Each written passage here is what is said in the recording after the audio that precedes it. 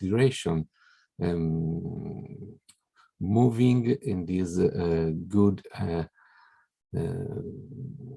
good street of studies about Islamic city. It's a very interesting topic, very wide. Long time ago, started also in Italy, the interest about this. And we have here Attilio Petruccioli. I wish to send you a warm good morning. Remembering your studies about this topic that permit us in Italy to have an interesting right point of view about the developing the Islamic city. So I'm ready to listen this morning about all that shall be told by these 5 presentation in program, and I wish also to bring my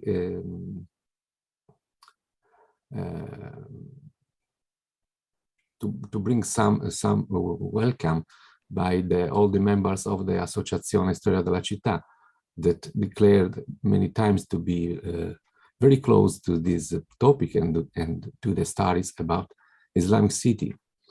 As you know, Alessandro, we are thinking from many years to start again with some kind of study and seminars on the streets, on the function, on the houses of Islamic city in our West Mediterranean side, maybe, but we are ready to learn a lot about all the question, all the topic concerning the whole Mediterranean countries. So good work to everybody, and we are ready to listen to you. Thank you very much. Now we're live on the Dynamic Research on Urban Morphology channel, and the link is there below if you want to take a look. Attilio, would you like to say a few words before we begin? Well, good morning. I'm glad that I'm in good company today. Thank you for the invitation. I'm also glad to Alessandro, because he took the flame of this kind of studies that are, let's say, I agree, extremely interesting. It's a wide field work. And but unfortunately, there are not so many people that are working in it. So this is important, and it's important. This initiative that gives the opportunity to all of us to discuss and to exchange ideas and open even new spaces that are absolutely neglected up to now. So that's it. Thank you. Thank you very much. Now, the event is sponsored by Biblioteca Orientalis. That was Attilio Petruccioli, Associazione Storia della Città, Marco Cadino, and Forma Civitatis, International Journal of Urban and Territorial Morphological Studies, which is Martin Ebert is co-editor of the journal. So Martin, if you want to say a few words, then we can begin. Hello and good morning. I'm very honored to be a part of this proceedings. It's the first time for me that I have this opportunity, and I'm very curious, and I'm looking forward to listen to the students, what they have been working with. Thank you. Thank you very much. Now we can introduce them in a proper academical manner. Hold on a second. So welcome to our first seminar on the Islamic cities. Today, students from the master course, Morphology of Historical Cities, are going to present their ongoing researches, and we have a panel of discussants who will comment after each presentation. And the first member of the panel is Attilio Petruccioli, who is professor at the doctoral school Draco, Architettura e Costruzione at the University of Sapienza. He holds a degree in architecture from Sapienza and a degree in Oriental Studies from University Ca' Foscari in Venice. Former Aga Khan Professor of Architecture for Islamic Societies at MIT and Director of the Aga Khan Program at MIT and Harvard University. He has been Professor of Landscape Architecture at the Department of Civil Engineering and Architecture at Polytechnic of Bari, and where he served both as Dean and Director of that department. Providing professional advice in the field of Islamic heritage and development in most of the Arabic countries, among which Algeria, Libya, Egypt, Palestine, Syria, Saudi Arabia, Qatar, I would say, just to mention a few. And as a result of his long-lasting and passionate interest in both architectural design and history of Islamic architecture, he has published several books, more than 33, and about 210 papers on these topics, among which I would like to mention Dar al-Islam, Architettura del Territorio nei Paesi Islamici, Il Giardino Islamico, which is Islamic garden, architecture, nature, and landscape, Understanding Islamic Architecture, and the Bukhara, the Eastern Dome of Islam, after amnesia, learning from the Islamic Mediterranean urban fabric. Many of these books are available at the Biblioteca Orientalis, of which I'm going to post the link in a few minutes. So thanks, Shukran, for being with us. The second discussant is Marco Cadino, who is professor of History of Architecture at the University of Cagliari, Faculty of Engineering and Architecture, where he teaches history of architecture and history of town planning in medieval cities. He graduated with first class honors in architecture at University of Florence. And since 1992, he has been researching on construction history, protection of historic centers and historic landscapes. He does conduct research on the history of urbanism and medieval architecture of Sardinia, Tuscany, and most of the Mediterranean countries. Holds a PhD in Storia della Città, history of cities. Has further developed at the University research on the historical heritage of the medieval and modern architecture in the Mediterranean region. He is author and coordinator of several research projects and other projects in cooperation with other countries on the topics of history of architecture, cities, urban public spaces, and their preservation. He is responsible for educational initiatives in interdisciplinary research relation with other universities at the University of Cagliari. A third member of our discussion panel, Martin Abed, who was born in Germany, studied spatial planning at Bauhaus University of Weimar, and has a diploma in city planning from Technische Universität Hamburg, and an architecture diploma at NTNU Trondheim, Norway. Has been a professional working for over 20 years in different architectural firms, and now currently associate professor for architectural design at the Norwegian University of Life Sciences Institute for Building and Architecture in Norway. He is the owner and director of Neue Heimat Architects, based in Sarpsborg, Norway, and also owner of the publishing house Gruber Verlag, based in Weimar, Rostock. Within his current ongoing research, we should mention the comparative study of planted towns in the 13th century Mecklenburg and the contemporary school architecture in Norway. He is also co-editor of the journal Forma Civitatis. Nahal Korami received her bachelor's degree in architectural engineering from Tehran University, Faculty of Architecture and Urban Planning in 2021. Her bachelor was entitled Designing Pottery Cultural Complex. She is currently pursuing her master's degree in architecture at Uzigi University and working on her master thesis about Kama system in Yazd, the correlation between water and urban tissue. She is the founder of the Tile Design Studio, about Iranian architectural decoration. She has been designing and manufacturing handmade tiles since 2018. Finally, Iman Saidi from Morocco, but she is here in the classroom. There's a camera showing the classroom, so she's over there on the left. So she received her bachelor's degree in architecture from Antalya Bilim University in Turkey. And after graduation, she worked as a junior architectural designer at the Agora architecture office in Rabat. Started her own online freelance design studio called IS Studio. She is now a second-year master's student at Uzgi University and a member of the Dynamic Research on Urban Morphology Laboratory at Uzgi University. She's currently working. We got some noise coming up. She is currently working on her master thesis research, which is about the settlement of Ait Ben Haddou in Morocco, under the supervision of myself.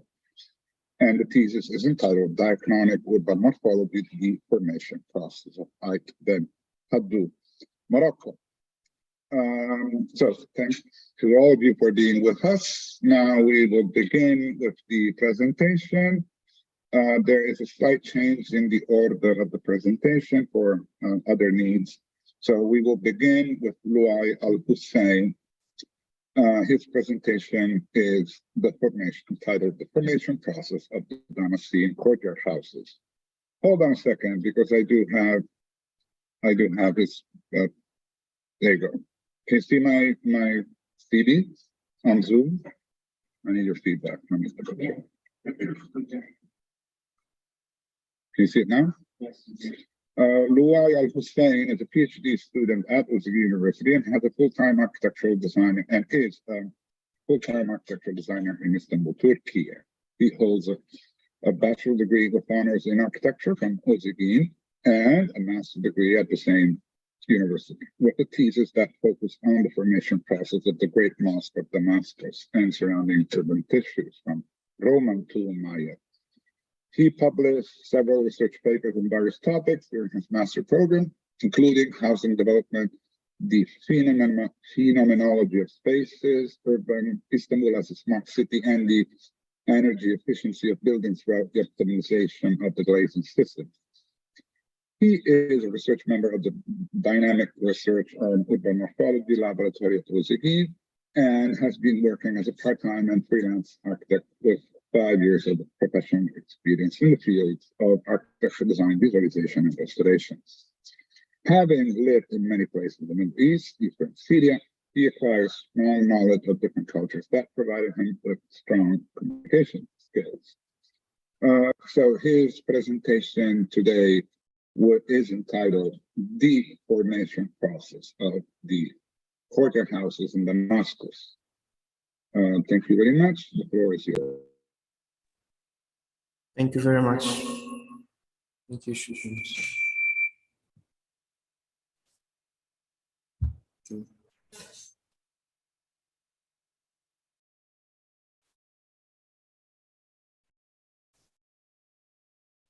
Hello, everyone. Still sound. Hello. Yes, it's better now. Okay, so hello and good morning, everyone.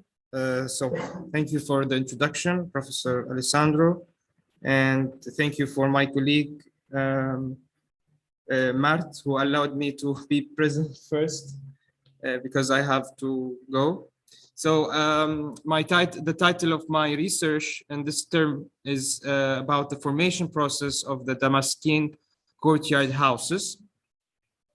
And this is part of the, as you know, it's part of the course that we are taking that in regard of the morphology of historical cities.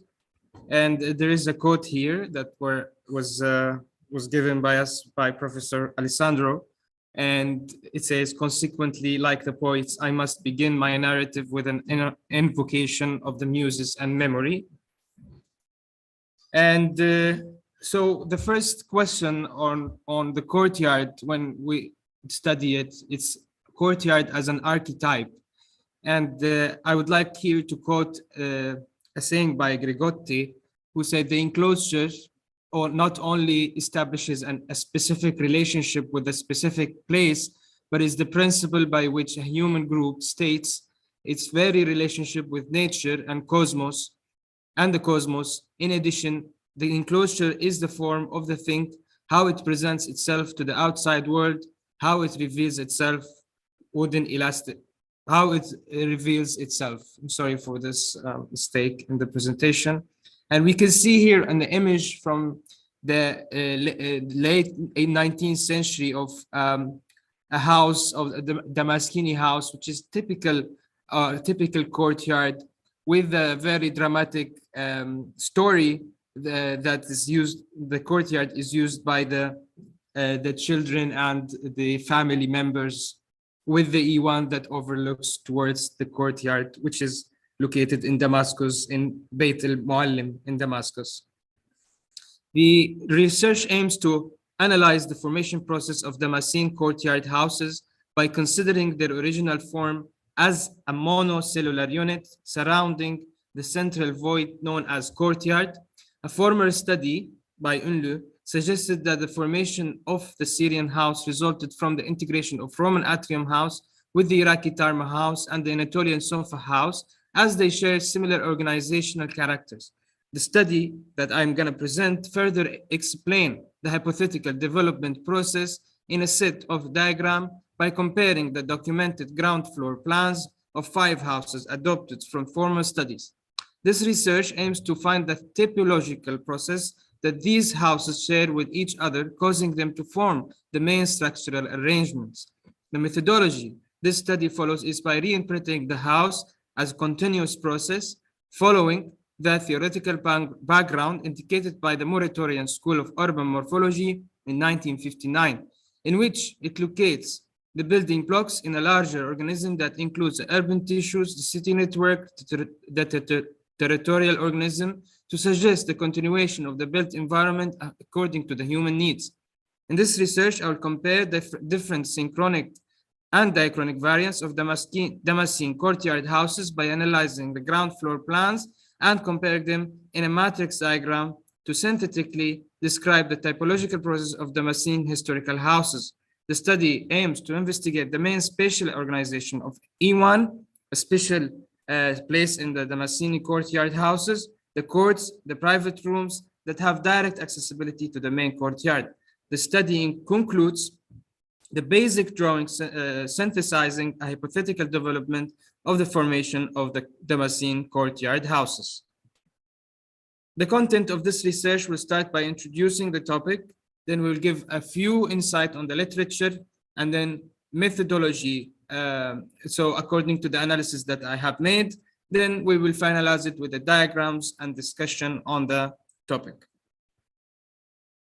First of all, we all know that the starting of the courtyard houses is not something new. It's been always there in history. We saw that in many examples in different parts of the world, with some studies that have focused on the social interpretation of this courtyard, with others that focused on the physical interpretation of them.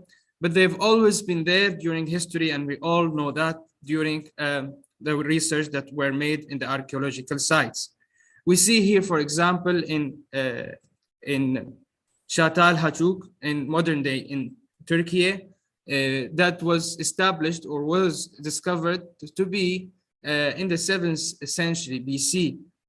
We saw it also in Tel el Amarna in Egypt, which included also a central room, which back then was the main element of the houses during that era in the 14th century BC. We saw it also in Marzabotto in Italy. It includes the courtyard houses in the middle, the courtyard part in the middle. We also saw it in the Greek Pastas house that located in the Mediterranean region, which included the court that overlooks to the pastas and the columnated spaces that overlooks toward the court. We finally saw it in the Roman Domus house, which reflects the courtyard place, the tablinum, and the peristelium that overlooks towards the central axis of the house that goes from the east to the west in this case, but from the north to the south in other cases. But we also, moreover, we saw the courtyard house with the E1, special to the temples that were located in the East Anatolian region, which is, for example, in this situation, we can see it in Syria, but also we can see it in different parts of the Eastern Anatolian regions. But we finally, when we come to the analysis of the Damascene courtyard houses, we see that the Damascene courtyard houses is special because of different elements that includes them in their entity, in their physical entity. The fundamental elements of the typical Damascene dwellings is the E1, the inner yard, and the private rooms that open directly on to the yard, as mentioned by Al-Fayyad. The use of stone in the building as a building materials and the visibility of joints, the mosaic panels as covering, the arches for the gateways motifs for structures. The private guest zones, opaque facade, less windows, more comfort to the indoor spaces were given. Therefore, it is more related to the inward orientation and can be justified by the cultural zone. And here I would like to play a very short video to explain the very basic elements of the Damascene courtyard houses. I don't know if you can see my screen. I hope you do. Just try to share my sound.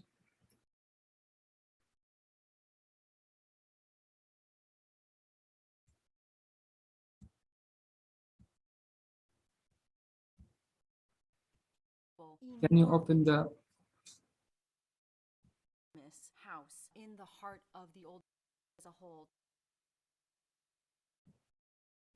to build this remarkable, enormous house in the heart of the old city within the walls. This house is a reflection not simply of Jewish traditions, but of the cosmopolitan nature of Damascus at this moment. We see this across houses, both in the standing buildings in Damascus, but also in some of the museum collections in Europe and the United States. The Damascus Room in the Metropolitan Museum of Art allows us to see a house from a Muslim family with its inscriptions, and the Aleppo Room in Berlin allows us to see how a Christian family might express their identity. So when we look at this house in comparison to those, we can see a really interesting conversation that's going on in which Jews, Christians, and Muslims are all using the same artistic languages to convey their faith, their affluence, and their lives. When you approach the house from the street, there's nothing grand about it. In fact, it would be quite easy to walk right by it. That is a strategy that is used by most grand houses in many parts of the Arab world. And this is a security issue. Once you begin to walk into the house, you have to take a sharp right turn so that there is no direct sightline into the beauty within.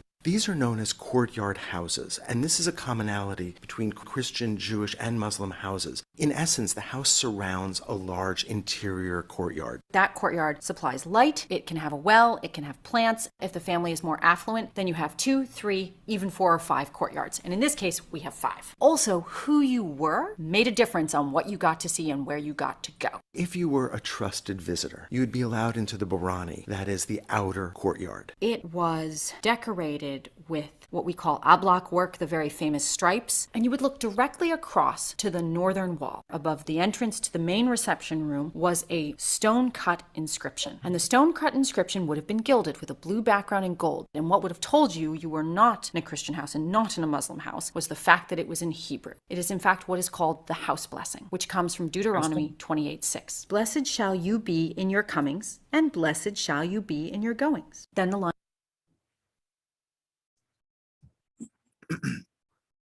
Sorry, we had to interrupt this because there's a copyright issue and sharing this content on YouTube. So I don't think we can do that.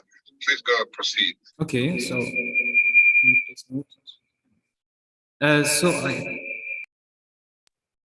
my only aim from the showing the video is to show the basic elements of the house in Damascus, and therefore, I think it is clear that we have the basic elements of the courtyard houses in Damascus. And therefore, I would like to start by reviewing the literature. As Petruccioli mentioned, that there is a typical or a process for a development process of the courtyard houses when he diagrammed the basic elements of the walls and the rooms in the courtyard houses, starting from, for example, that there is a series of courtyard houses in the upper part in the diagram that I am showing above, and which I believe that it is strongly related to the case of Damascus.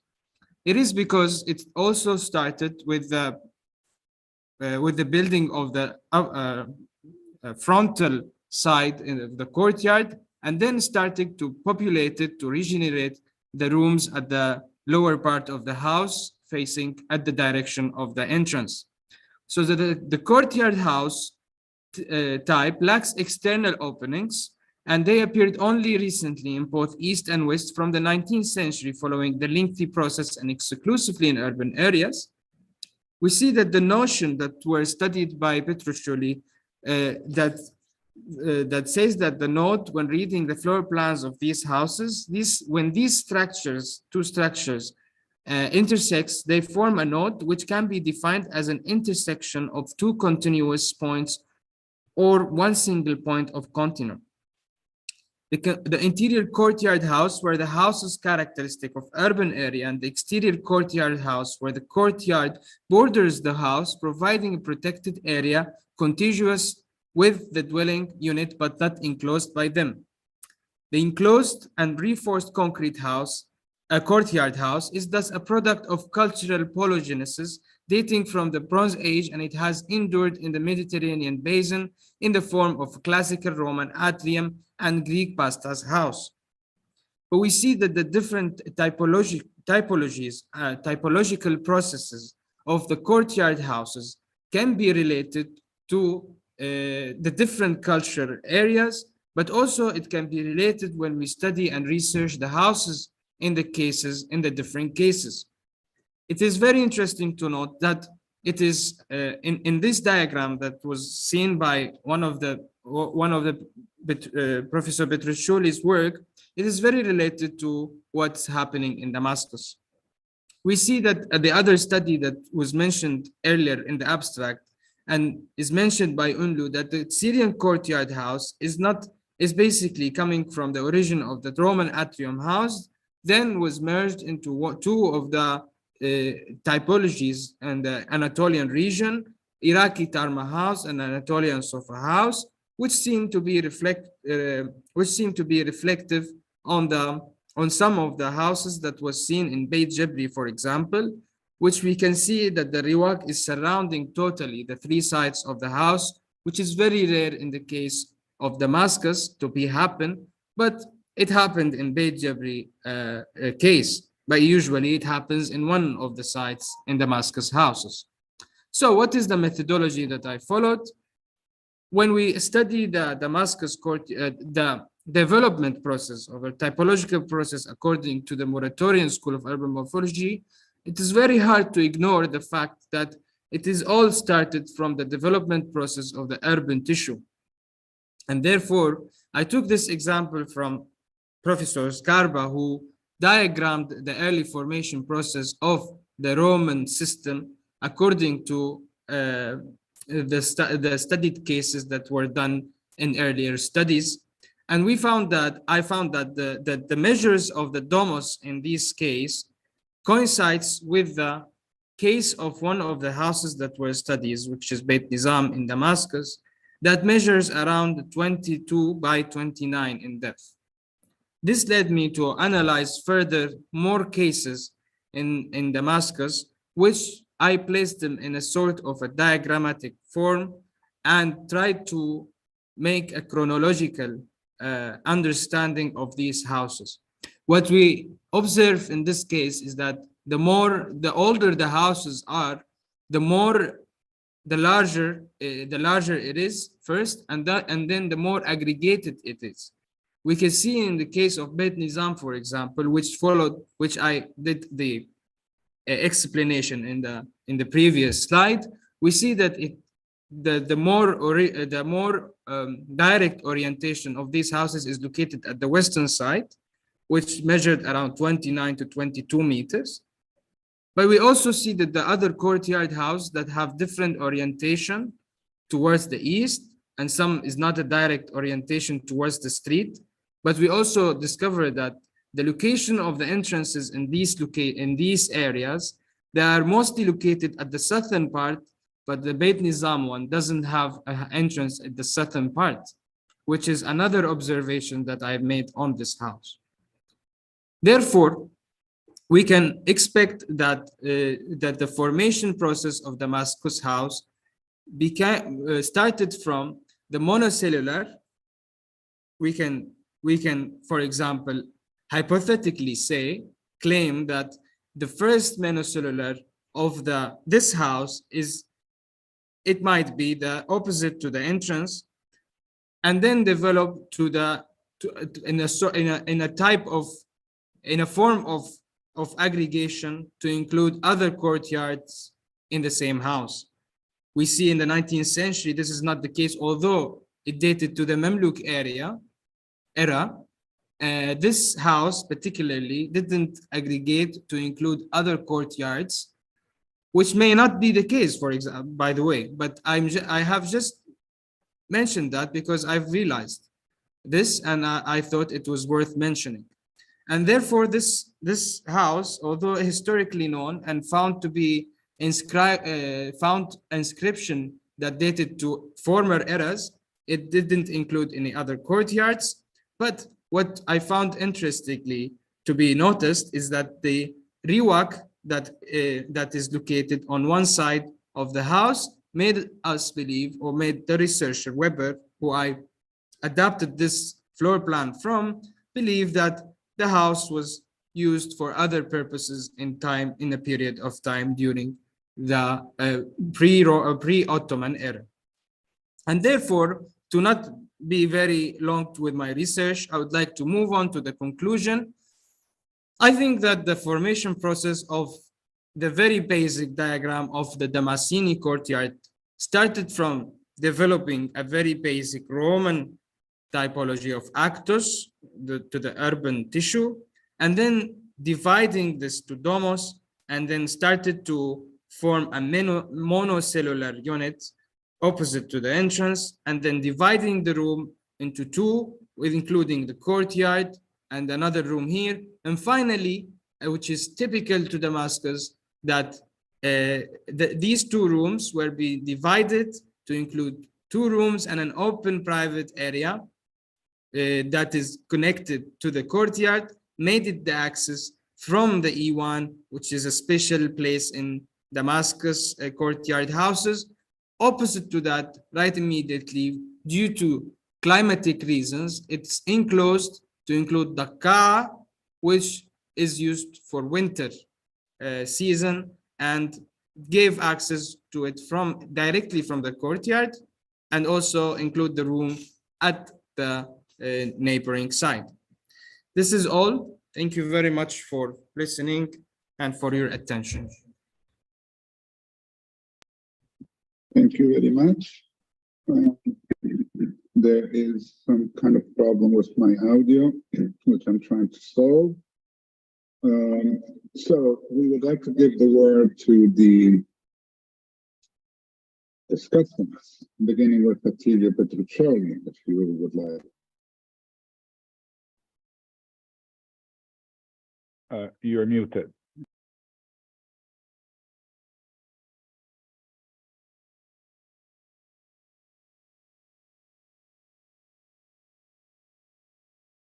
You have to turn on your microphone.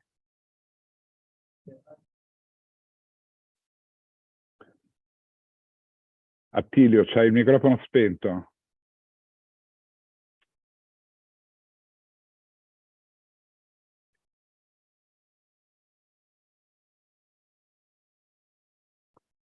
In basso a sinistra c'è un'icona di microfono e lì puoi cliccare e accenderlo. the right side. Voila. Okay. Okay.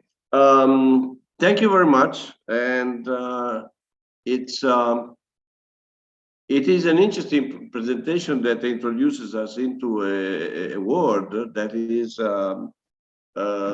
extremely important, because Damascus is a city that faced interesting transformations during the period, and also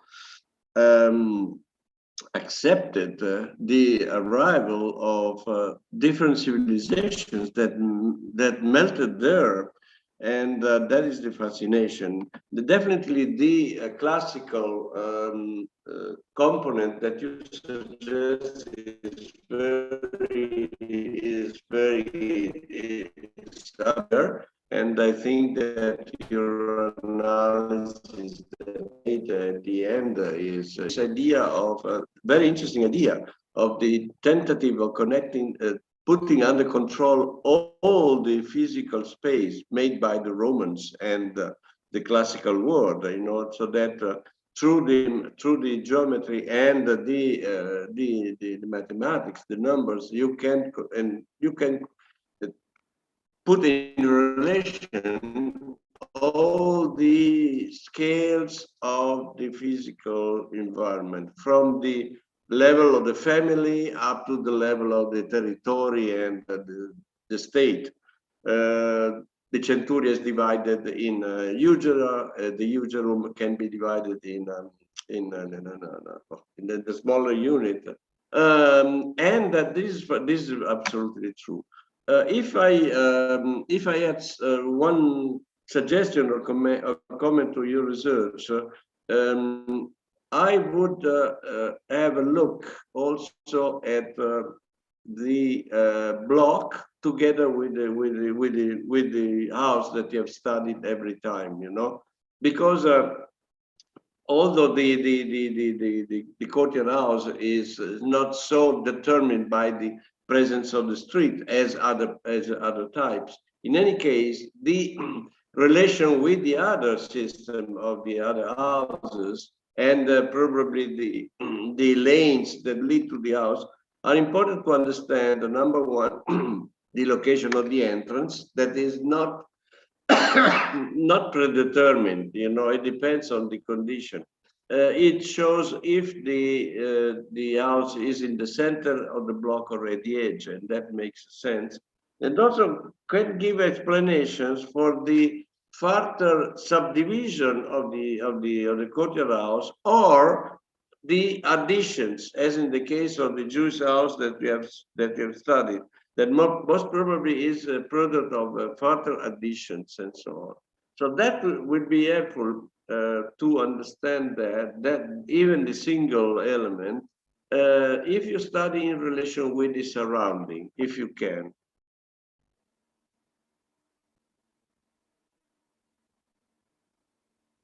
Thank you.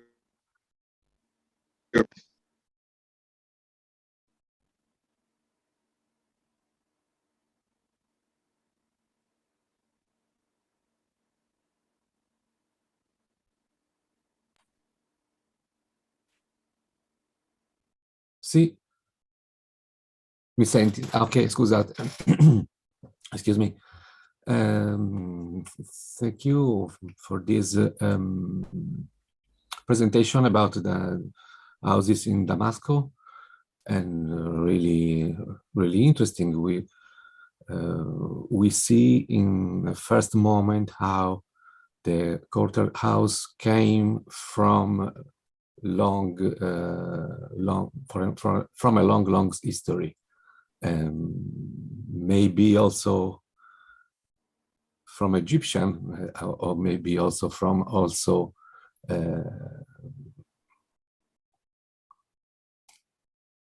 civilization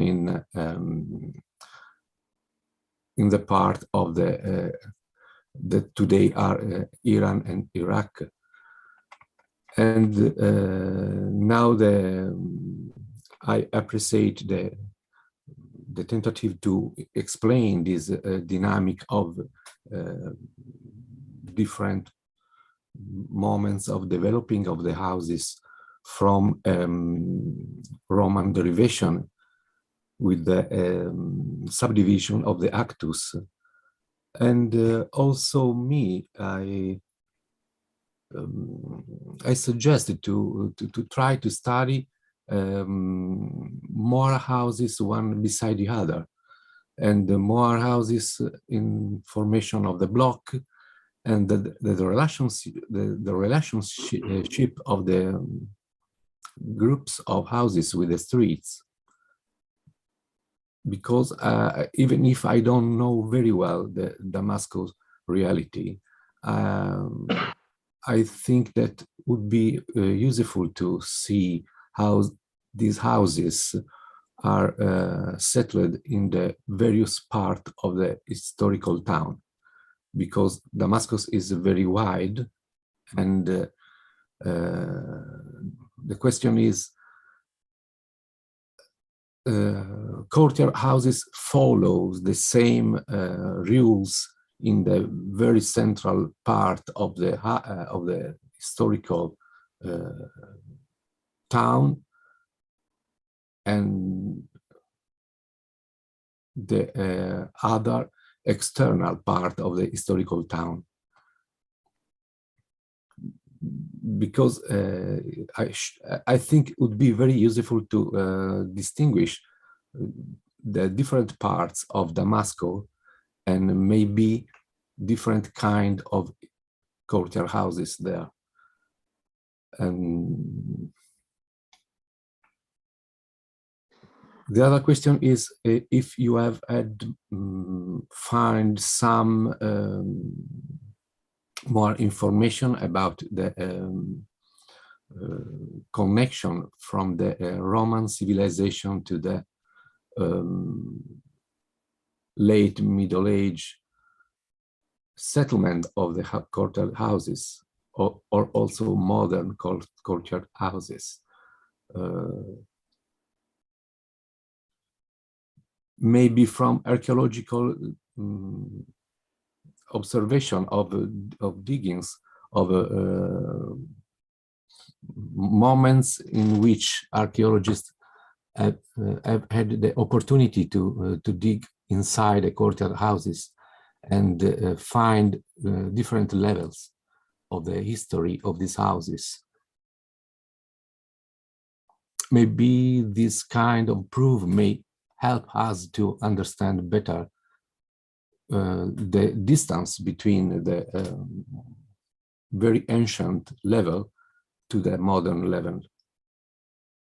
Maybe the houses stay in the exactly in the same place. Maybe they move also after subdivision and or addition, as Attilio Petruccioli said a few minutes ago.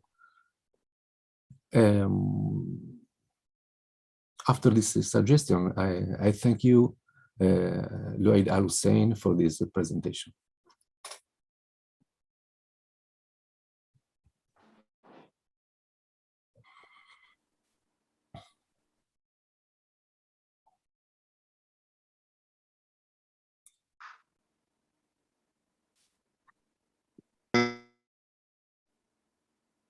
Thank you very much.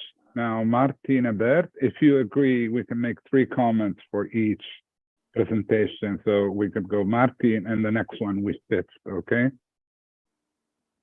Yes, thank you very much.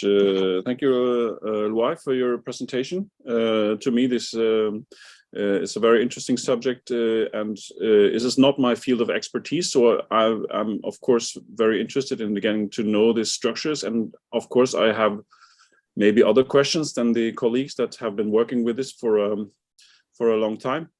So to me, is your presentation in a way. You have been working a lot with literature and with the research that has been there, and my question is, how typical are these examples that you show? Is this like you have taken five houses from the literature and you put them together? And my question is, how typical are these? And then, of course, is the question, if you look at an entire block, if you would be able to look at a larger number, so that would be, of course, interesting to see how typically are your findings, and can we generalize what you have found, because we often know when we make these studies, we pick one that is where we can especially well see the things that we want to show, and it's dangerous to line up things that you have found in your literature, because they're often very special cases. So, and of course, when you look at the larger,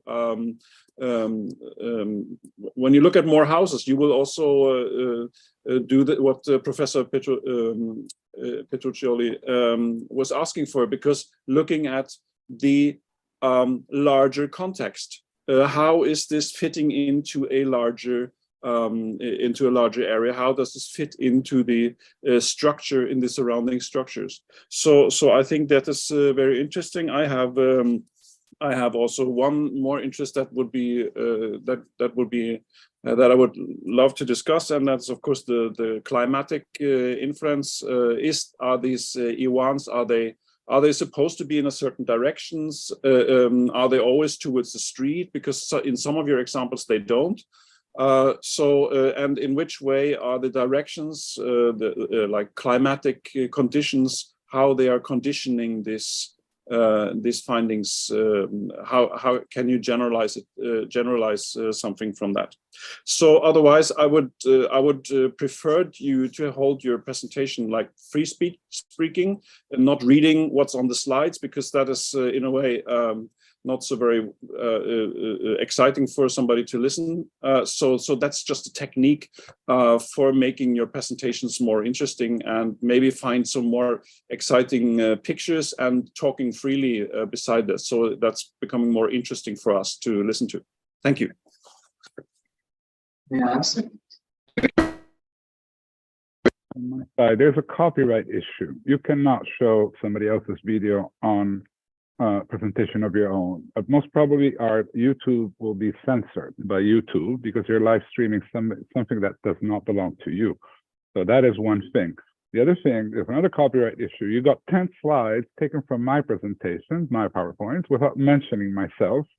So I'm not going to sue you, but I'm just reminding you that if you take work from somebody else, you should always mention the source of that work. You forgot to mention my name in the title as a second author.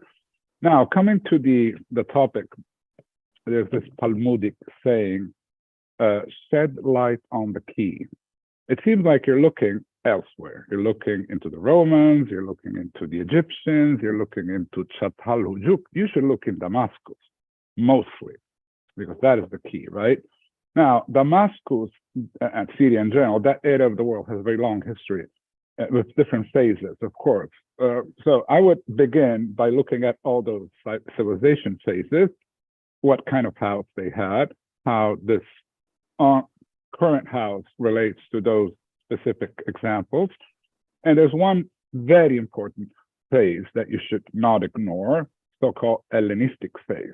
Starting from the 5th century before Christ, Alexander the Great conquered that area, established a principate or kingdom, which ruled for some 450 years, I guess, before the Romans came in. So that area of the world before the Roman influence had a very strong Hellenization process, in everything, okay? The language, the culture, moreover, the building type. So one of those examples, the Greek courtyard house, probably is very strongly related to the Damascus house. First of all, because it has the entrance on the side and not on the center, as the Islamic or, Syrian house. Moreover, for the presence of that colonnade that you have shown, which is similar to the one you have in some. So I would look a little bit more, in detail to the Syrian phases of urban civilization, and therefore comparing these houses with houses that belong to the same period, okay, rather than flying away in Iraq, in Anatolia.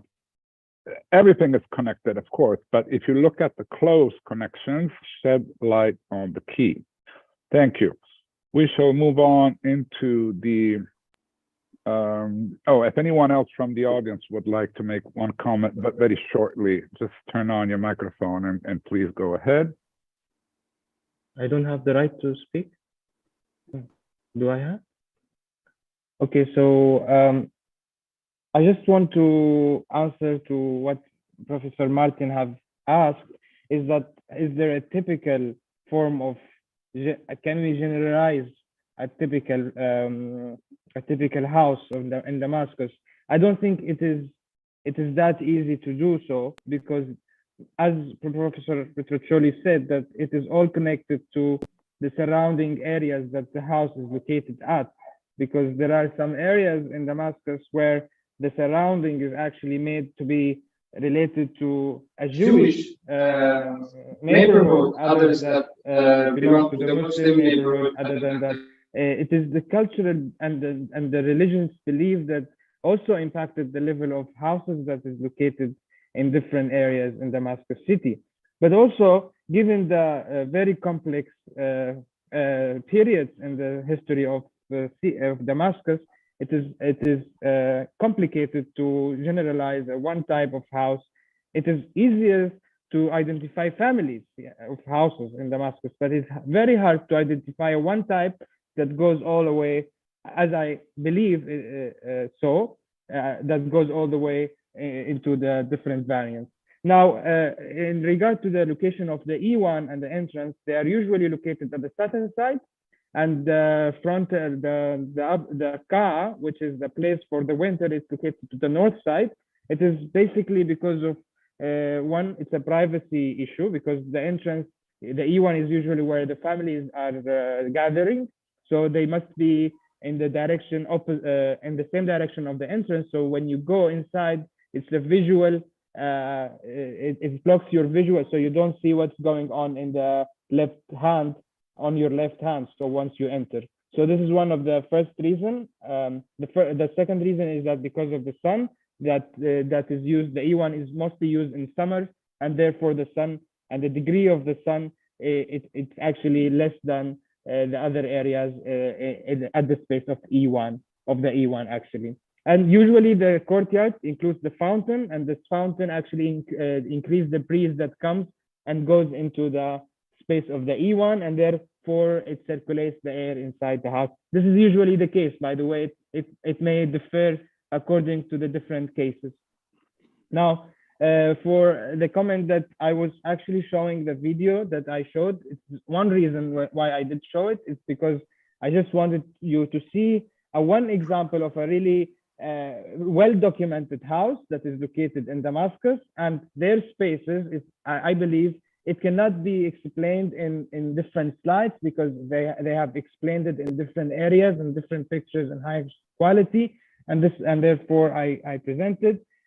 For the co-author, Professor Alessandro, you are the co-author, and it's written in the first page of the presentation that I submitted to the system.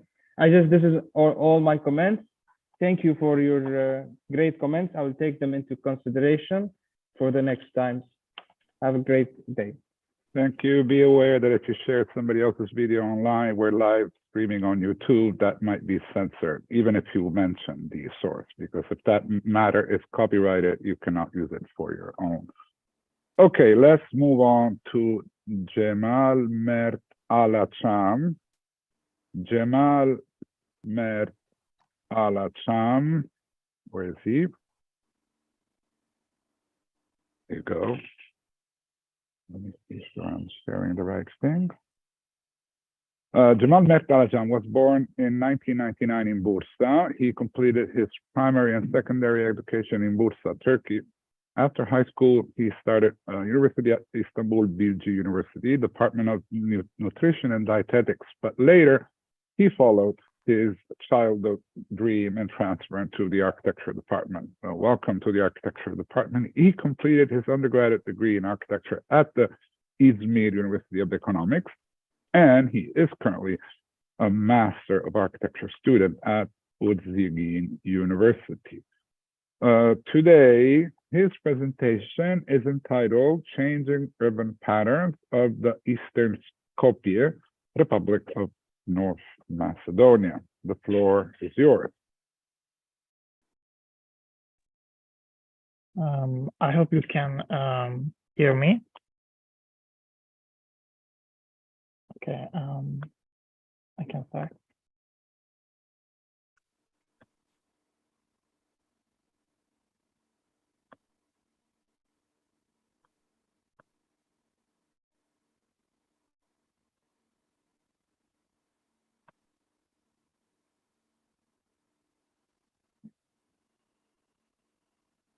I guess now, yeah, it's okay. Hello, everyone. Welcome to my presentation about changing urban patterns of Eastern Skopje, Republic of North Macedonia.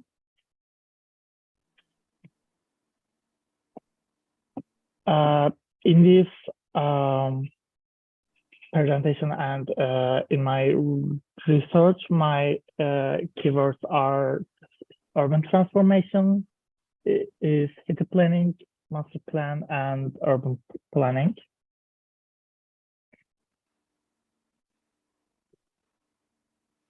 In this presentation, I will be talking about like a short history of Eastern Skopje, a chronology of the urban expansion of Skopje, effects of urban expansion to the eastern side of the city, and a comparison of the east and west side of the city.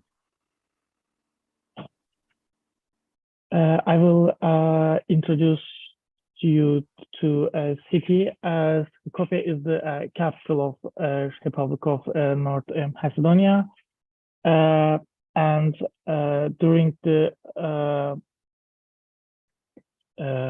Balkan Wars, its population and its historical settlements were deep declined.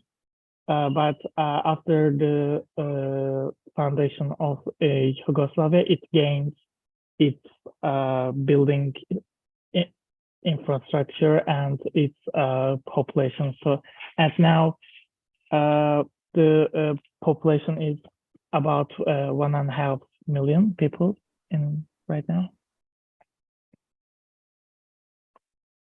But in my research, I will be talking about the eastern side of the city.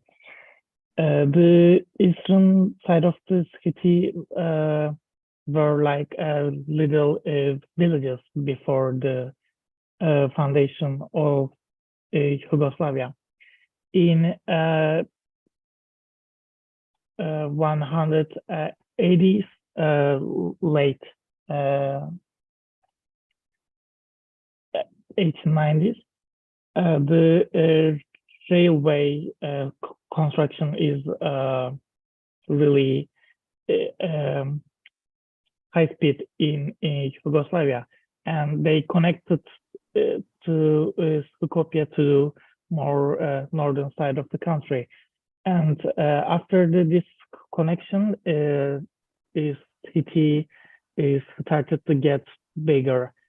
And actually, this is the second train station, because the first one is half demolished after the big earthquake in, I guess, in the sorry, I know the year, but I just forget it right now. In 60s, and after that, Skopje is was a railroad hub, and after this construction of the second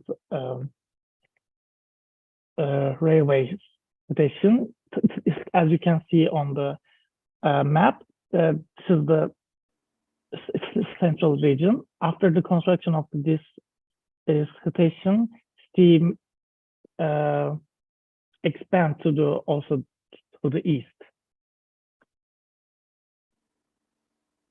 And I will mention urban expansion of the city.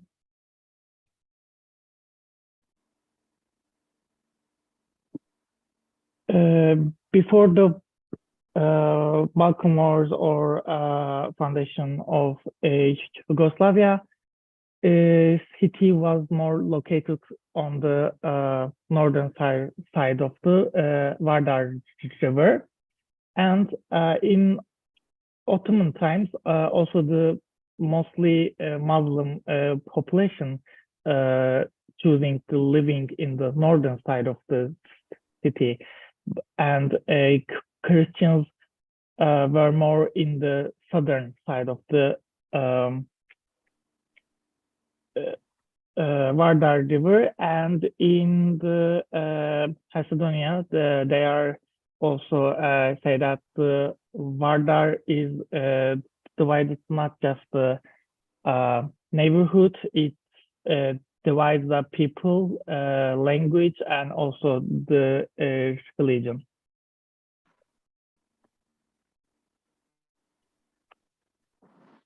In 1914, the first master plan of Skopje is made up. Sorry, 1 second, I cannot see the map. Okay. As you can see, the Dimitriye Chiliko is more focused on the southern side of the city, because the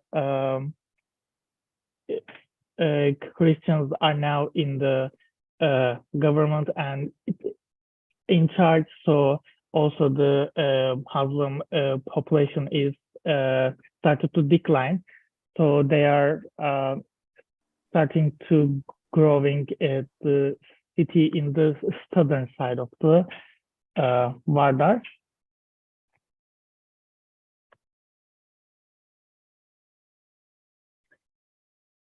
In 1929, the general regulation plan for the Skopje, the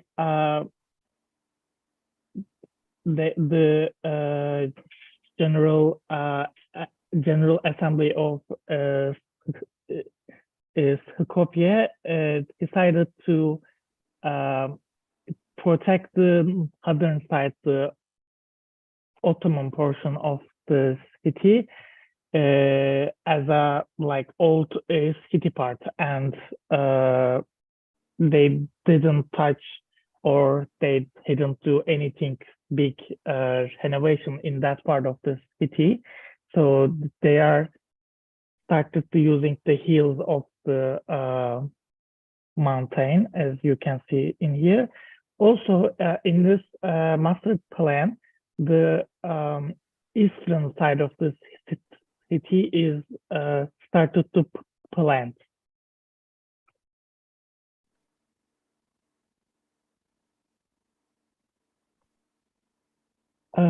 After the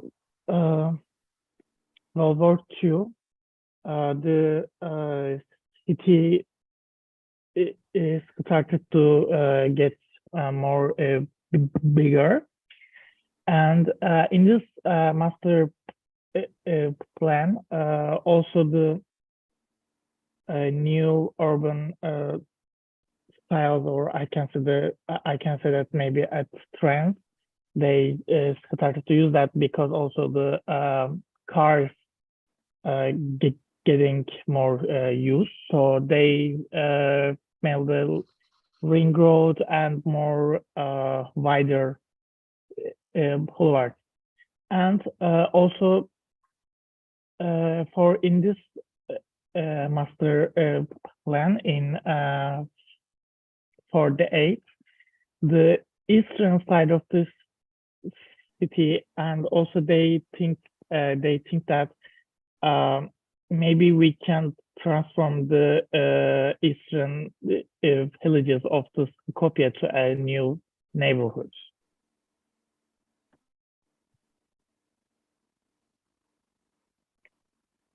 In 65, the mayor of Skopje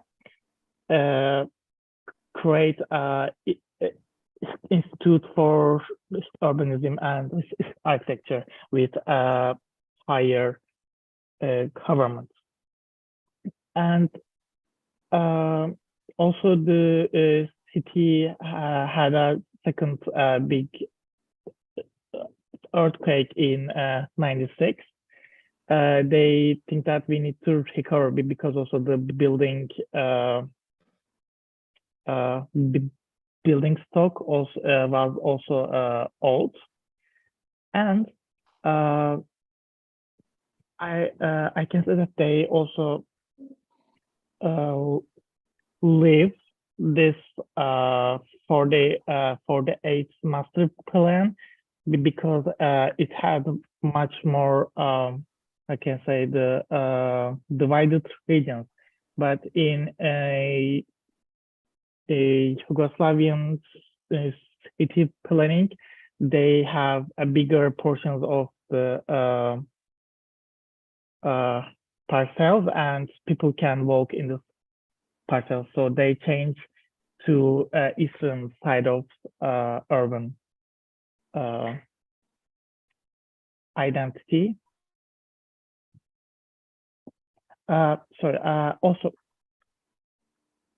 Also in this master plan for eastern side, they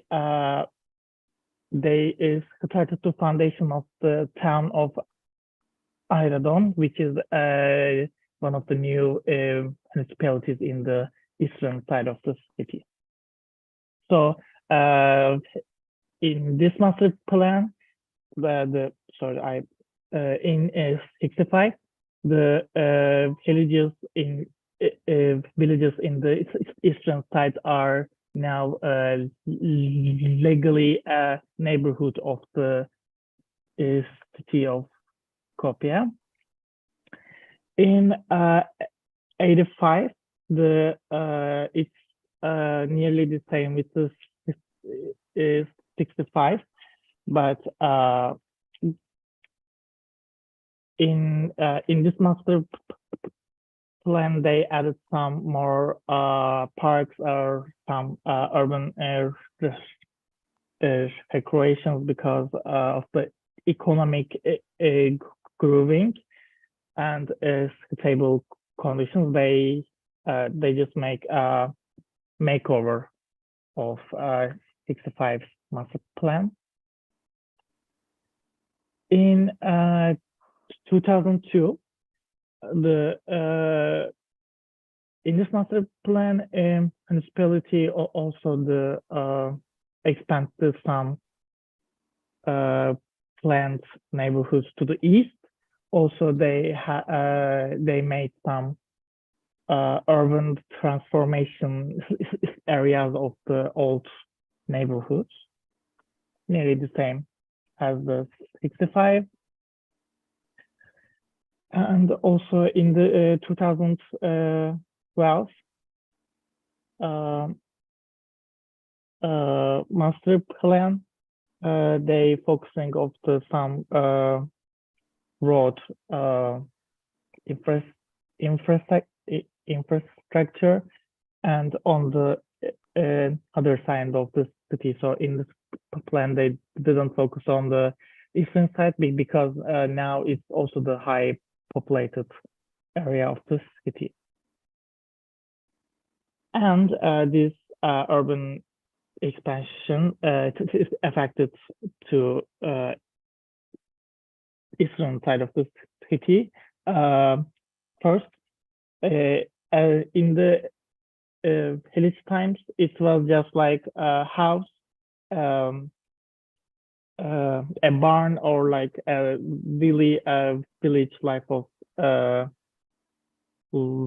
lifestyle living. But after the urban expansion, they increase the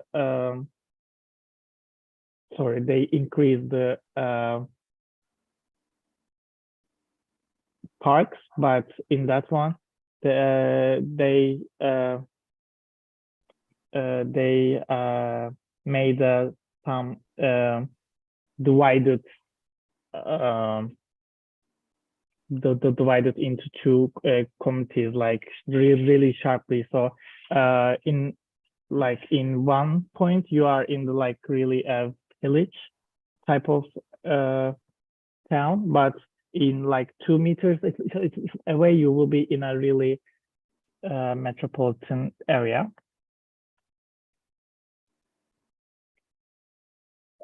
I'm skipping those because with my images I will give more information. In the comparison part, the west and the northern side, maybe I can show it in here also because it's current. In the northern and the western, but like really western, not the central west of the city, the mostly Muslim Albanian population is living, and they are mostly prefer to living in a house, not in a flat. So also because of this also, and they have other some political issues, they didn't touch or how can I say, they didn't make it any big construction to the this side of, they just like open to the public and people made their planning. And also the northern side of the old city, it's a protected Ottoman old town, but in the central and eastern part of the city, it's mostly Macedonian Orthodox Christian community, and they were the main community of the Yugoslavian middle class, so they prefer, or maybe they have to live in a flat mostly in Skopje, so they are living in a more planned neighborhoods.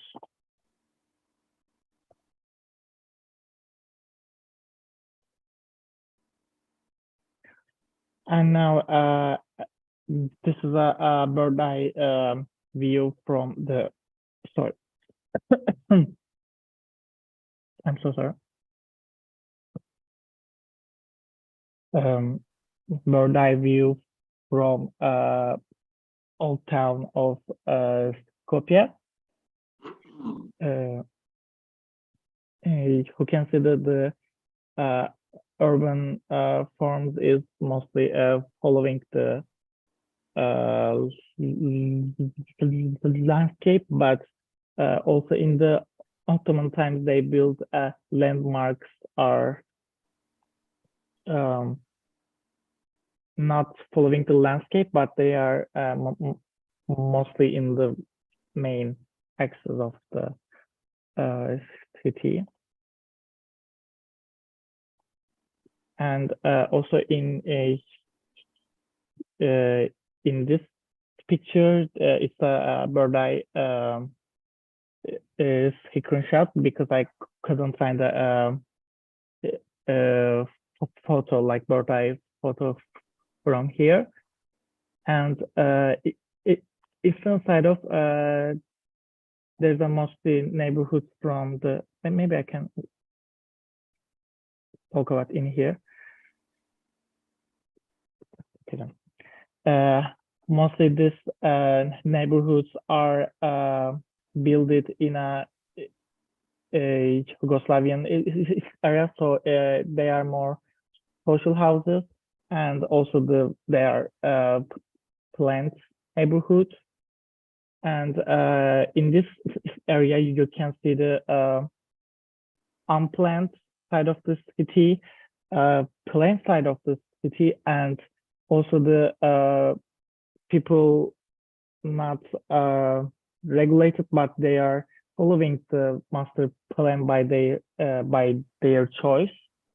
You can see this pattern in this side of this city really well. Also, I made these two maps. Maybe you can see more the differences between the historical part of the city and in the eastern, it's more planned side of the city. And yeah, this is my references, and thank you for the listening.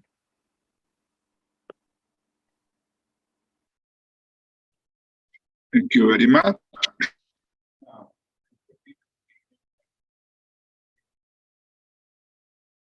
I'm wondering who is interested in commenting. I assume Marco Cadino and Martina Bert, but if anyone else, and Nahal, so we can shift.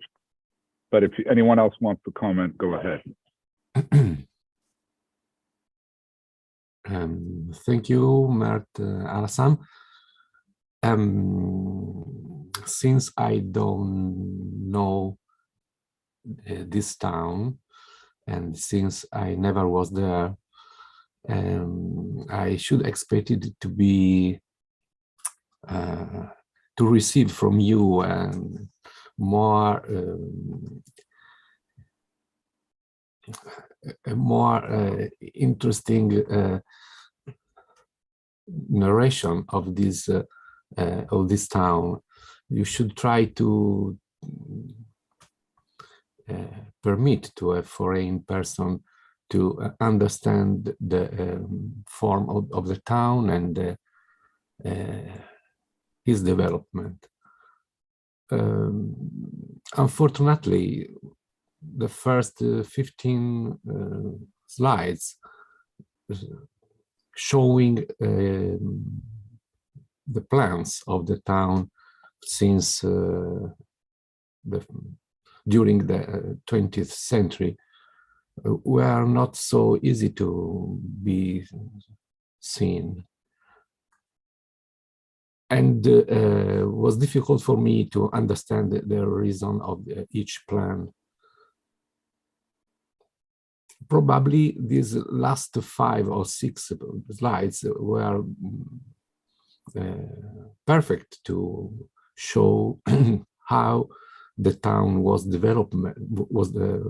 development after the 60s with new residential zone and master plan. But also now I wonder how the old town is nowadays, how this kind of residential zone were built in relationship with the residential zone of that part of Europe. I think that it is very difficult to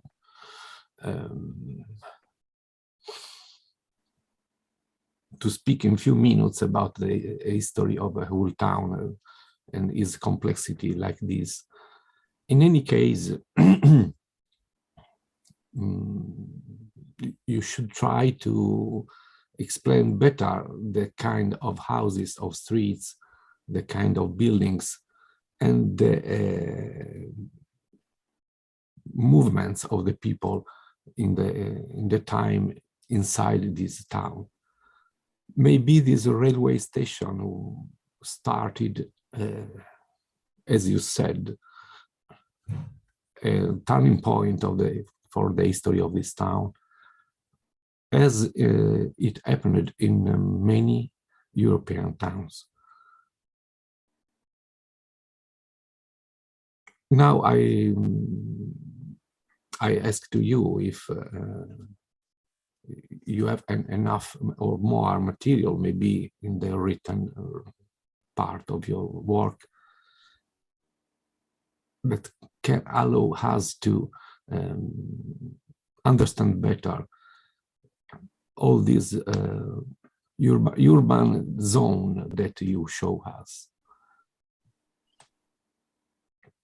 Some part of the city was an historical city, some other was chosen by rich people, other part for poor people, I believe, and all this.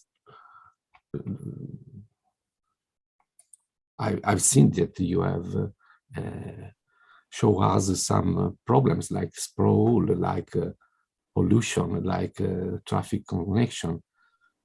But sincerely, I've not understand very well the role of these problems in the modern town.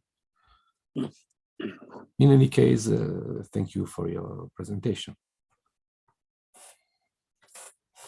Well, thank you for your presentation, Mert. I think it is there has something to be said about how you're presenting and how much time you spent on presenting the different parts of your work, because bringing us through a historical review of plannings was maybe not the right entry to explaining us what your interest in the city actually is. And I'm asking myself, what is your research question? What is your entry to this subject, and why are we introduced to this? So I think the case is extremely interesting. We have a city, an Ottoman city, that is overformed several times, and if we look at this the picture that you have on now, that we can see that there's some very interesting stuff, things going on in the city. We have the urban tissue produced in Ottoman time. We have urban tissue produced in post-Ottoman time. Then we have the socialist planning that is in the middle of your picture here, that we can see all over Eastern Europe. And then and that is at least as interesting, of course, this what you call unplanned settlements that happened outside. And to me, it would be very interesting to have a stronger introduction to the tissue. What is it actually these areas contain of, and what happens when the planning actors, I mean, who is actually who is acting in this planning. In the socialist time, we know very, very easy who is acting. It's the government, and that is producing one type of tissue. And now in this post-socialist area, we have other actors that producing other types of tissue. So it would be very interesting to see at this type of tissues and what kind of reasoning, how they are appearing and why they're appearing, and maybe their relation to each other. So there's a great number of very interesting questions that you're opening with your case. Unfortunately, I haven't seen these connections made in your presentation, Mert.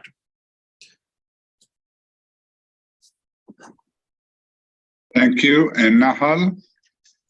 Yes, thank you, Mert, for your presentation. Your presentation was like an more introduction of your case study for me, rather than a morphological study. And I think the problem was your research was so wide for only 3 months and 1 semester.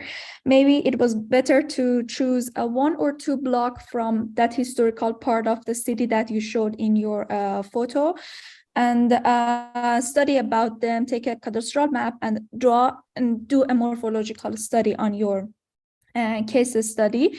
Maybe you can improve your research in this way, or maybe you can complete it in your thesis if you want, for your master thesis. But anyway, thank you. Thank you. Anyone else would like to comment? Can I speak, please? Yes, please. Okay, my internet connection is not really good, so maybe you will not be able to hear me well. So I'm aware of Skopje, so I know all the situation there. So my advice to the student is to, if he wants to stick to this part of this research that he has done, where he showed the urban plans that were made for Skopje, he needs to concentrate and show us that those are only plans and were not realized in Skopje. So maybe he can show which part of which plan is actually realized, if he wants to go in that direction to continue his research. Or he can concentrate on the morphological analysis and analyze how the city changed during the last century, and taking into consideration all the urban plans and all the political issues that happened in the country, because every plan or every urban plan had a background of politics.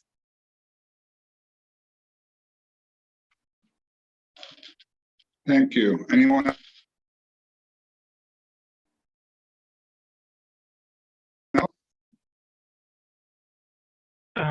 Thank you for the comment. I can say that yeah, my vision is too wide for 3 months,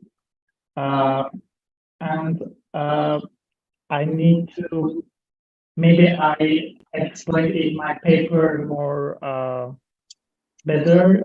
Maybe I couldn't do that in the presentation, but also like, yeah, I know in the this topic, the politics are really main the first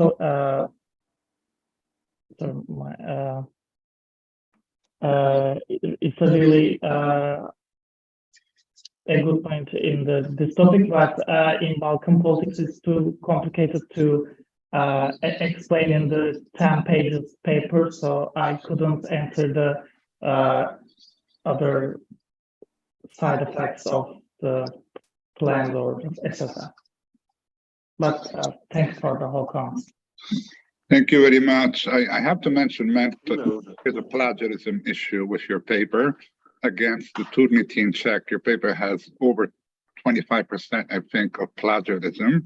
And your PowerPoint, most of the text is not written by you. I can tell you that for sure. And again, if you're taking stuff from other researchers, putting it all together, doesn't make any sense. So instead, what was outlined by Martin about, what is the research question here? What is the answer to that research question? That is missing, because collecting, information from other authors and putting it all together usually doesn't make any sense. But again, there's an issue with your submission because the plagiarism check is too high. So that is something we're going to have to address. Thank you very much. We'll move on now to Irem Bayraktar. Irem Bayraktar, there you go. Irem Bayraktar, there she is. Obtained her bachelor from Yildiz Technical University, Faculty of Architecture in 2014. She finished her master in architecture at Özyeğin University. She is now continuing her PhD education in architecture at the same university. Her research topics include space, syntax, environment, behavior studies, spatial configuration, and wayfinding studies. She works as a research assistant at Özyeğin University, Department of Architecture, and is assistant to the Spatial System Laboratory in the same university. Her presentation today is, there you go, entitled "A Typological Research on the Courtyard Houses in the Historical Settlement of Assos." The floor is yours. Please try to keep your presentation within 20 minutes, and then we shift for the comments. We will go to Martin Aber, Nahal Korami, and Iman Saidi. But if anyone else wants to make a comment, just raise your hand and go ahead. We will try to keep it, in a short time. Thank you very much. Thank you, Professor. If everyone can hear me, I can share my screen.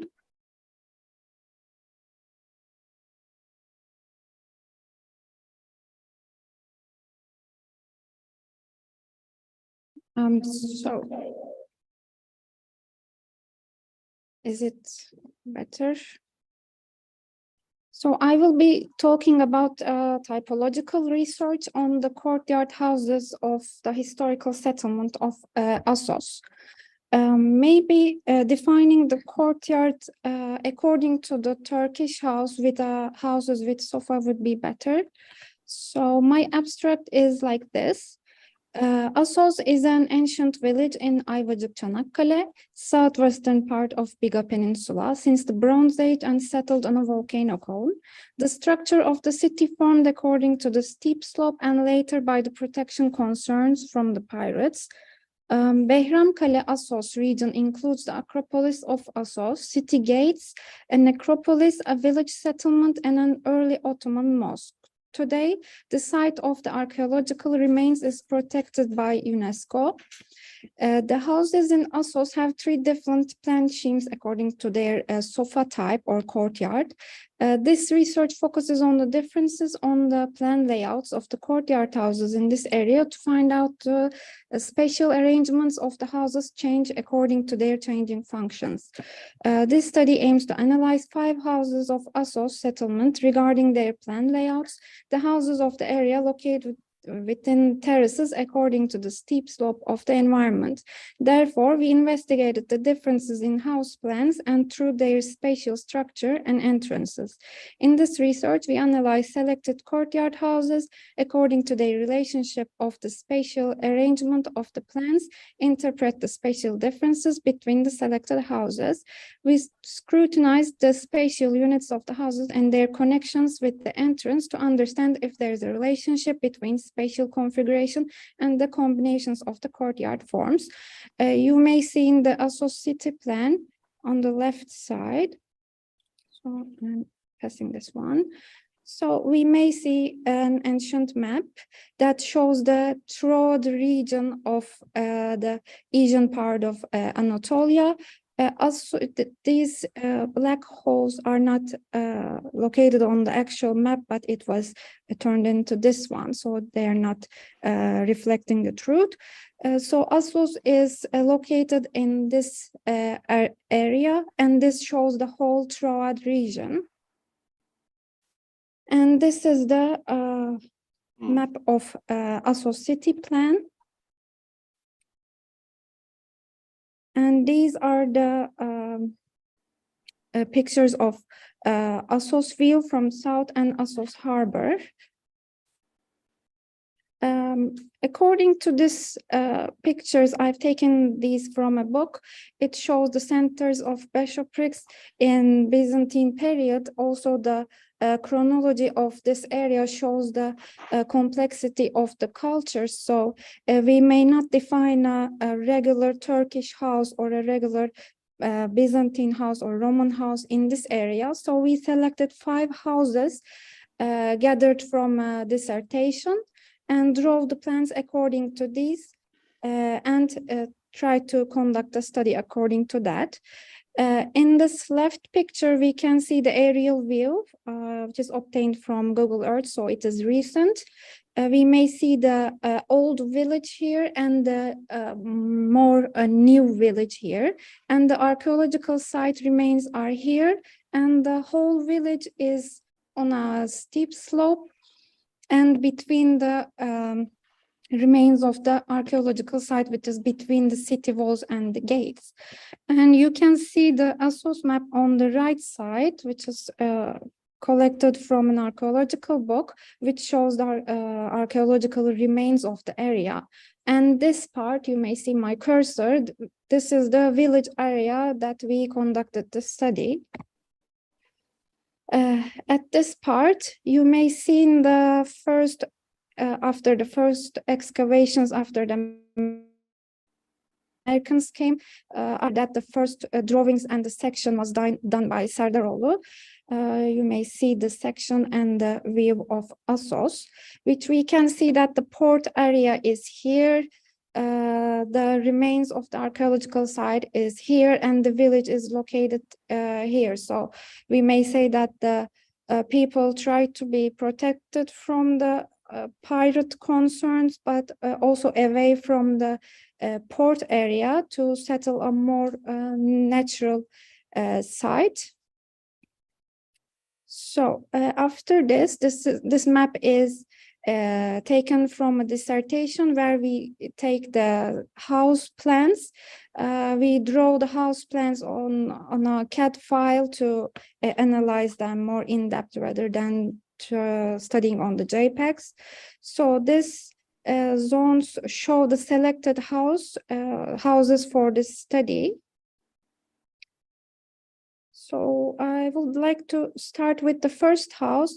Maybe at first, I would like to say that this was my first time to study on a historical environment. So at one point, I tried to adapt the knowledge of my previous studies to conduct the spatial relationships of the house. So I integrated the a preliminary work from my space syntax studies to understand the spatial structure, because the historical background of the area was too large to find myself a gap hole in there. So I would like to start with the first house, which is house number 1, Ahmet Şenavcı house. So we can see the ground floor and first floor plan here, that as mentioned as not a courtyard, but the main distribution space of the house is defined by the sofa.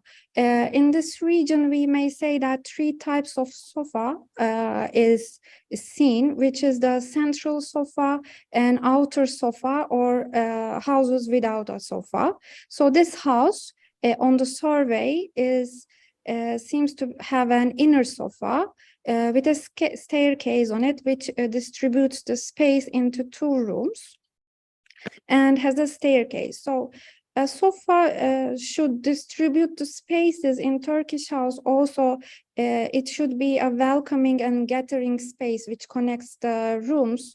However, this staircase seems to be added afterwards to make an upper floor, because the staircase is making the sofa really small, which loses its gathering impact in the house. So on the upper floor, there are 2 rooms, which is distributed by the sofa, and the house is oriented to north and south, and windows are looking to the south. Maybe I should pass to facade. Okay. So according to the first thing I've talked about, the staircase seems to be an addition for the house. If we look at the facade drawing, we see that the windows and doors are not matching. So this may be strengthens the issue that the first floor is an addition on afterwards. But we don't have the 2 plans. If the house has a renovation or something else, we couldn't generate two graphs for the houses. So I tried to make one justified graph, which shows the spatial connections and their depth according to the arrangement of the plan. If we look at that, we can see that a sofa seems to be the main distributor of the spaces. However, it is blocked by the staircase, but it seems to have a linear, but it's a little bit broken at the ground floor by the sofa and room relationship with the entrance, because the first room also has an entrance rather than the sofa. So we might say that this is the main room where the whole house is gathered. So I'm passing to the second one, which is Beydayı house. So this house seems to have 2 entrances, opens to a sofa. From the surveys, I read that this house had a renovation to make it into an hostel. So the plan changed into a two-room hostel for the new users. According to the plan, we see that the house has two entrances for the rooms, which is connected by the sofa. The first sofa enters to one room. Also, it connects the ground floor with the first floor with an inner sofa and also an inner staircase. On the other hand, for the right side, the entrance leads to sofa, which only connects one room and entrance, which doesn't have a gathering impact, also welcoming impact, which is blocked by these walls after the addition.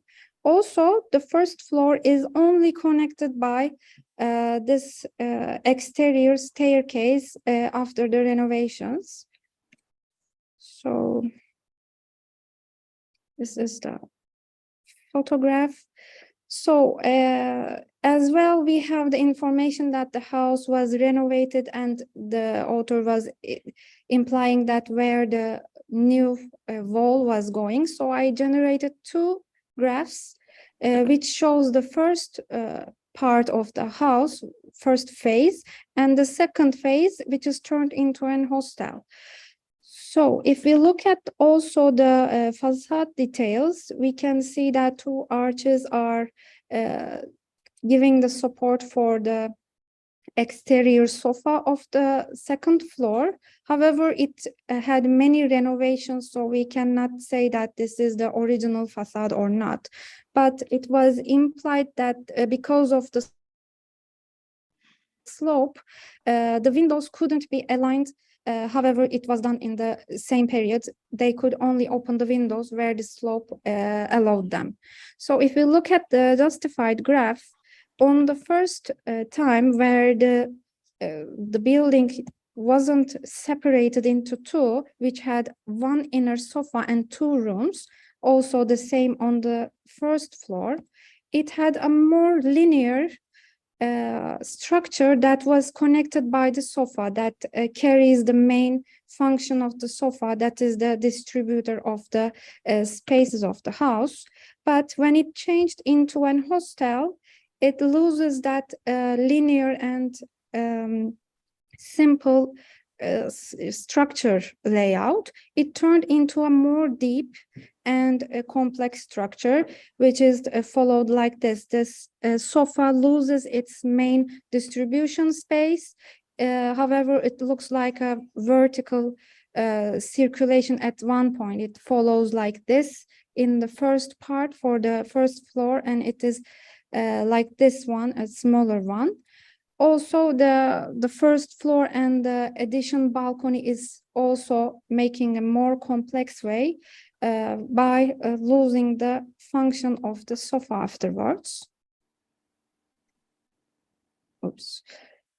So the third house is Biber House. This house used to have an exterior sofa, an outer sofa, which leads the rooms from the entrance with two entrances, and also an exterior staircase that reaches the upper floor, which is different than the first one because this sofa in the outer space also has a large area which can handle an exterior, so it remains the function of a sofa which distributes the space. And on the first floor, after the renovations, of course, the sofa was closed, and it creates another space for the gathering, but it turns into an indoor sofa rather than an outer one. Also, we see that the rooms are also distributed from the sofa and the first floor again. These are the pictures of the house. Also, this house has an interview with the user, so it implies that this one middle wall was separated by a closet, which was a traditional Turkish closet called musandra. It has the beddings and other stuff located in a closet, but it's not a wall. But after the renovations, it turns into a wall. But at first time, it was like this, a closet. And the rooms were separated by these, but afterwards it turns into an hotel, and its walls were constructed. Also, this house had many renovations. This window seems to be very aligned. Also, a new addition is done on the facade detail. If we look at the justified graph, however, the sofa is closed afterwards because of maybe its main distribution didn't change. The justified graph seems in a simple and basic form, where sofa and the staircase separates the house's main units. Also, sofa leads to the main rooms, which means that it didn't lose the impact of the gathering and distributing impacts of the sofa. So the fourth house is Taşlı Köşk. We may see the plans of ground floor and first floor here. Different than the other ones, this house has a backyard and a passage from ground floor, which connects the different levels of the plot. So this house has a passage that leads the entrances into the outer sofa of the house, and then the sofa leads to the main rooms of the house. Again, this house turned into an hostel, of course, and had renovations. This is also a wall, but unfortunately, it seems that it is not hatched, but there is a wall here. This is the wall that is constructed afterwards. And also, the sofa is only the main distributor of the space, and the staircase is constructed behind it. Maybe they tried to protect the main impact of the sofa and didn't want to lose its main issue. So these pictures that I couldn't get, so I obtained them from TripAdvisor. This is the current view of the house. So if we look at the facade, it's very different from the main traditional windows and the doors. So they look very new and aligned. So I didn't put any lines on it to show the original part of it. So if we look at the justified graph, it seems to be symmetrical, but at one point, the symmetry is broken with the backyard and the connection space, which is the passage. So we see that sofa is distributing the main rooms again and connected on the courtyard. And for the fifth one, this house didn't have a name. It was only on the surveys. So this house seems to have a more traditional type of Turkish house. If you look at the plan, it has many exterior spaces like the barn and an oven, the entrances from here, and there's an outdoor kitchen, lavatory area, and also another storage is located here. So there is also an upper yard, which is only connected by the stairs from here. You cannot pass it from there. Also another staircase which leads to the main living room of the house, which is different than the first houses we looked at. So this is the picture of the courtyard, but it's more like a panoramical view. And we see the section and the justified graph. If we look at the graph, we see that courtyard is the main distribution space rather than the sofas in the previous examples. In this case, courtyard distributes the main spaces, which are shown as exterior ones here. And Also, the main rooms of the house, which are the most private ones, are only connected by the staircases, and they are not connecting with the other spaces of the upper yard or the outdoor spaces. Also, according to this graph, which has many communal spaces in the front yard, I mean the courtyard, this seems to have the impact of the, okay, I'm finishing. It shows that the family is using the animals for farming or other stuff, which is different from the other ones. So I'm closing. So I've gathered the whole information from the whole houses with the graphs to make an interpretation. We may see the whole information from this slide. Thank you so much.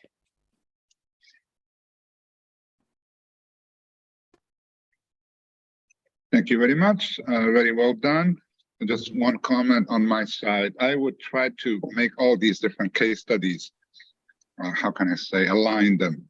And basically, in all the drawings and all the graphs, you should see the front yard.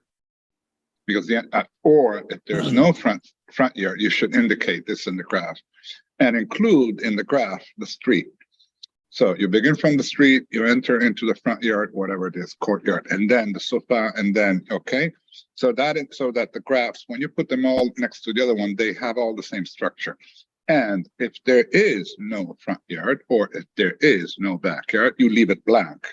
But at least they have these 4 levels: street, front yard, sofa, rooms, the other floors, and the backyard. But leaving them blank if there's no such a, because you put them all, aligned, they are not. And the same for the plans, because some plans you're showing the front yard, some plans you're not. But if there's no front yard, you should instead show the street. So, in your plan, show the street, the entrance to the front yard, the entrance from there to the, and so on. So they're all aligned, okay? And so that's my comment. And as a suggestion, it would be interesting to, in the future, if you were able to integrate this data, so distributive structure or topology, with the orientation and the intervisibility or axial analysis, which is typical of space syntax. But the intervisibility would have to be done on the plan, not on the graph, because you need to see which is the angle. Probably that it might be interesting. Now, as for the order of the comments, I would say Martin, Nahal, and Iman. But again, if anyone else wants to comment, please go ahead and do so. Well, thank you, Rem, for your presentation. I thought it had a clean, a very clear method, and you showed us these plans in a very it was very easy to look at these beside of each other. So since you had prepared this also graphically very clear for us, even though you say you don't have a historical background, it would be very interesting for me, not knowing these structures, to know how old they are. Are we talking? Is it 100 years old, 150 years old? Are they older? I don't know. I think there are some method. I would spend a little bit more time on this, on some, let's say, formal issues here. I think if you present the plans as you do, it's very consequent to put this, like when you put it in a table that you showed in the end, then it's very good to have this oriented this way. But when you presented it to us, it all seemed that they were all having the courtyard in the south and the building in the north. And if you look at the north arrows, the north directions in these different plans, these houses are oriented very, very different from each other. Sometimes the court is in the south, sometimes in the east or in the west. So in a way, turning around the north it can confuse us or give us a false a false narrative that all these are very much alike. Alessandro was already talking about the surroundings. I'm in a way missing a bit the context and how these houses are formed, because as we know, these houses are designed and built to organize life in a context around. So the street is extremely important, and it seemed like the house number one and the house number that some of these houses don't have courtyards at all. And if I don't have misunderstood you, that these are all courtyard houses, they all have a courtyard. So in a way, it would be very important to also include these courtyards in your justified graphs, because they are a part of the house. They are a part of the functional structure of this house. So in a way, I would extend your method and your analysis also to the exterior of the house and include the courtyard into this analysis. So thank you very much.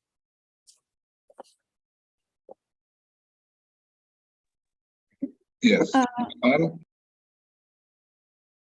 So thank you, Iram. I think your presentation was really clear and understandable for me as well.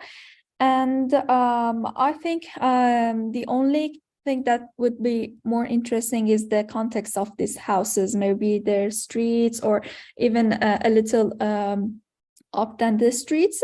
And that's it. Yes, thank you. Thank you. Iman? I will unmute myself. Okay, thank you, Iram, for your presentation. It was indeed very clear and very organized. I would like to just give very few comments. We can clearly see that the courtyard houses have, when they follow the sofa pattern, they have a simple graph. It would be nice if, for those who don't know, maybe to give a small indication of how the graph tool in the space syntax works. And also one more thing, like everyone mentioned earlier, the courtyard houses like you've chosen, would have been nice to see them within the context in the streets, and also to see the houses surrounding them within the context in a more closer look, just to have a general understanding of how maybe they're placed within the city and how they work. Thank you so much. Thank you. If I may add Any other comment? If I may add a little thing, Alessandro. Please turn on your microphone and speak up. Moment. Welcome. May I? It's just a little comment, because if you're putting heights into your drawings, just make sure that these heights are right, because some of these heights, especially for example in house number 3, they seem to be off. Yeah, there's one request from the audience. Momen, you want to turn on your microphone and speak up?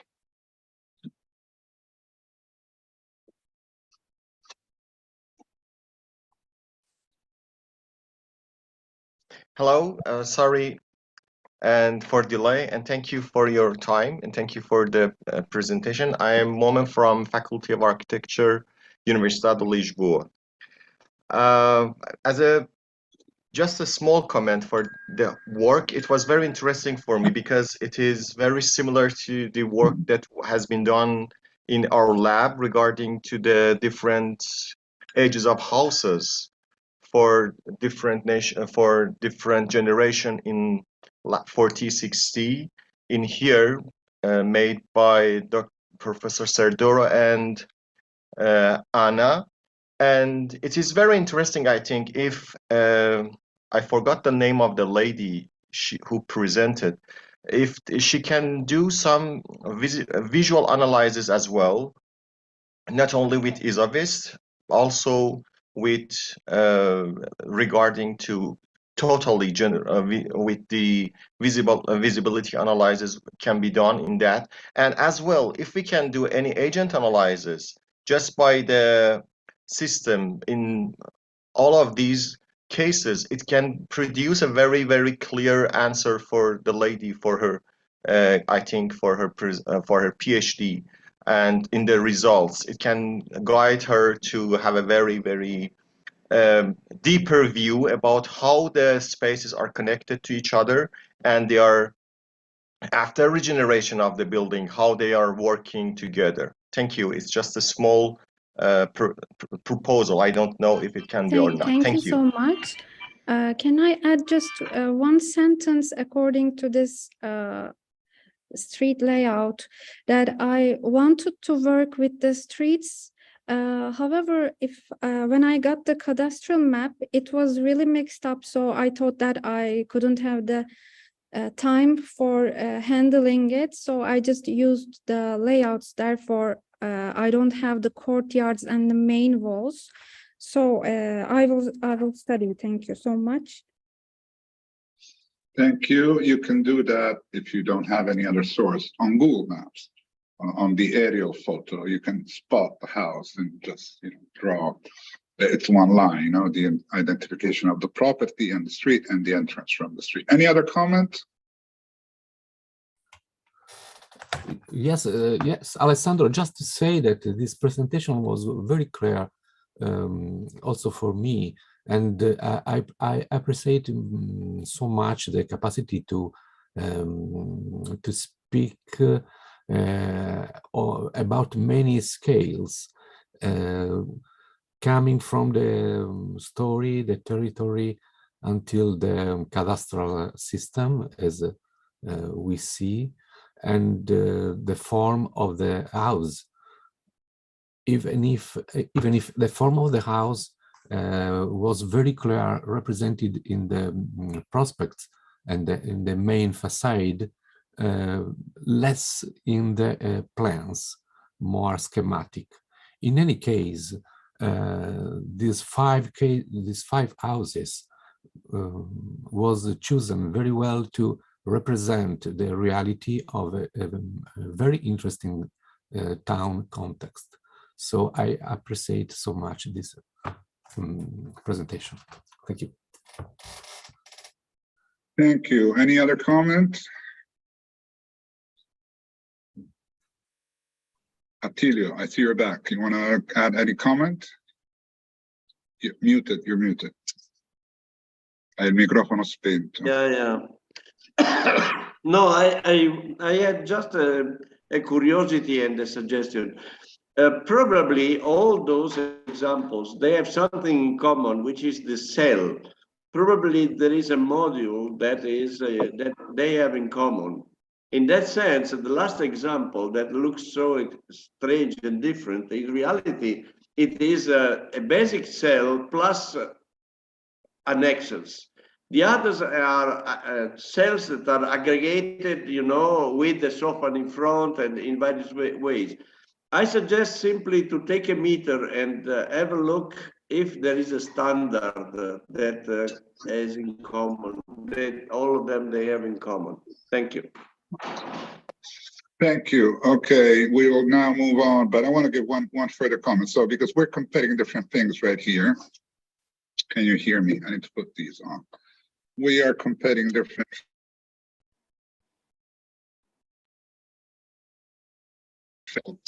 the courtyard or the property. If you look at these examples, we have three. Let's see if I can draw in here. I got 3 rooms, right? Sorry for the quality of the drawing, which is not, of course, exceptional. And then the sofa, which is distributing them rooms. Most probably the sofa comes later to distribute the rooms. And if we look at the example, and that is the, the pertinent space, the front yard, courtyard, whatever you want to call it, with its own entrance from this. That is why the relationship with the street is so important, to understand this relationship. If we look at the